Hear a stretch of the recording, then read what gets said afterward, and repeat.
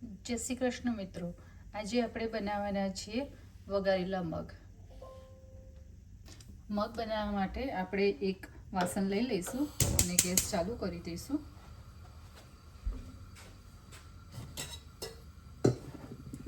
હવે આપણે એની અંદર તેલ એડ કરીશું. તમારી જોડે જે રીતના મગ હોય એ રીતનું તમે તેલ નાખી શકો છો અંદર.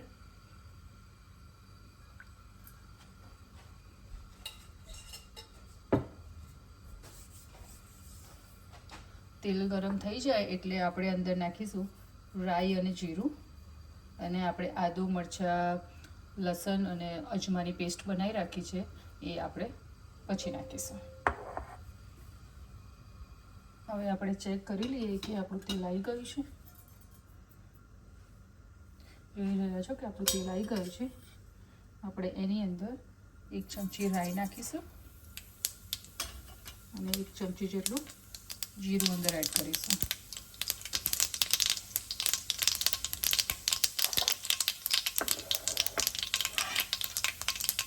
એ થઈ જાય પછી આપણે એની અંદર જે આપણે પહેલેથી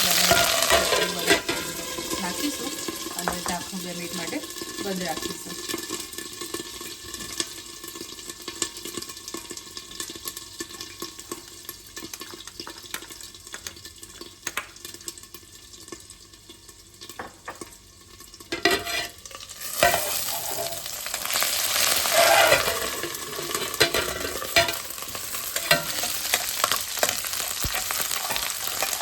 બધું સરખું થઈ ગયું છે, ચડી ગયું છે. હવે આપણે એની અંદર મેં ઓનિયન કાપી રાખ્યું છે એ આપણે ઓનિયનની અંદર એડ કરી લઈશું.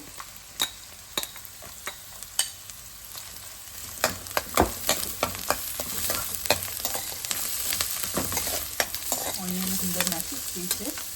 હવે આપણે એની અંદર થોડું મીઠું એડ કરીશું જેથી આપણી ઓનિયન જલ્દીથી ચડી જાય.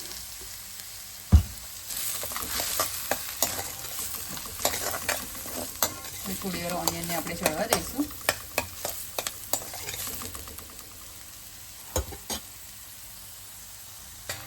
તમે જોઈ રહ્યા છો કે આપણી ઓનિયન થોડી ચડી ગઈ છે. હવે આપણે આની અંદર ટામેટાં એડ કરીશું.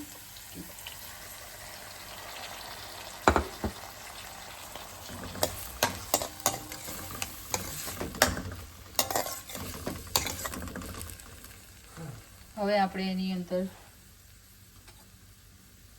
નાખીશું 1 ચમચી જેટલી હળદર,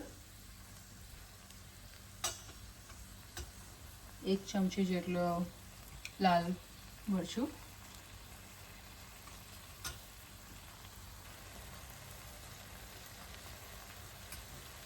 1 ચમચી જેટલું ધાણા જીરું નાખીશું અને 1 ચમચી જેટલો ગરમ મસાલો નાખીશું. આપણે બધું જ મિક્સ કરી લઈએ.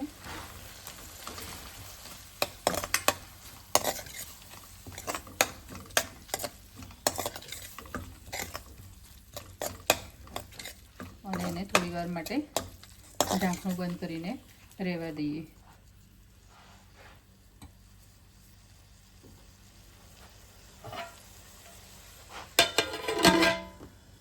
આપણે ચેક કરી લઈએ.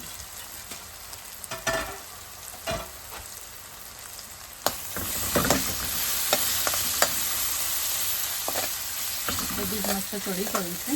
આપણે એની અંદર થોડું પાણી એડ કરીશું.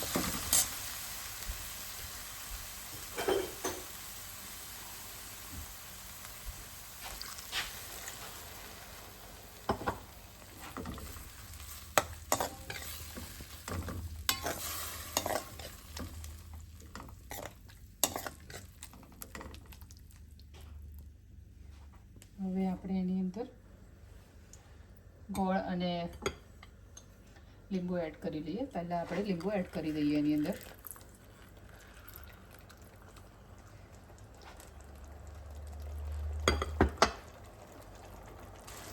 એટલો ગોળ એડ કરીશું એની અંદર.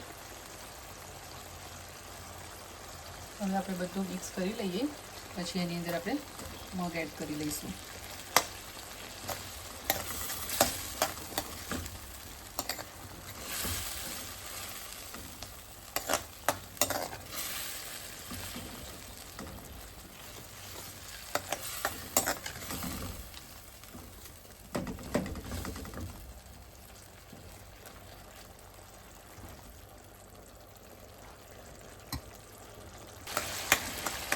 હવે આપણે એની અંદર મગ એડ કરી રહ્યા છીએ કે જે આપણે પહેલેથી જ બાફીને રાખ્યા છે.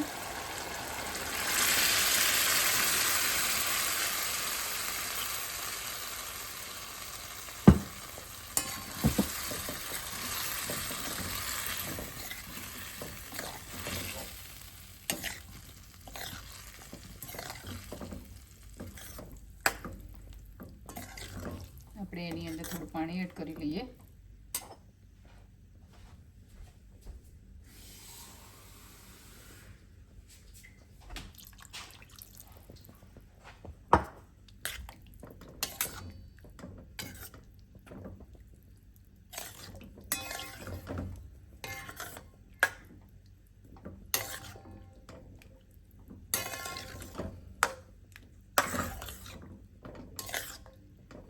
મગને થોડી વાર માટે આપણે ઢાંકણું બંધ કરીને રહેવા દઈશું અને પછી એના પછી આપણે એને ચેક કરી લઈશું કે આપણા મગ રેડી થઈ ગયા છે કે નહીં.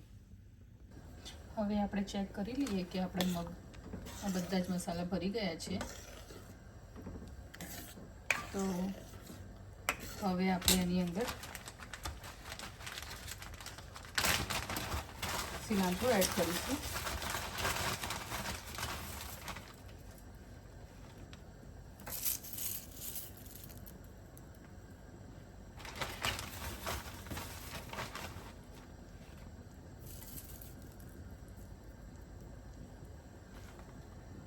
હવે આપણે એને મિક્સ કરીને ગેસને બંધ કરી દઈશું અને સર્વિંગ માટે રેડી થઈ ગયા છે આપણા મગ. તમે જોઈ રહ્યા છો કે કેટલા મસ્ત લાગે છે.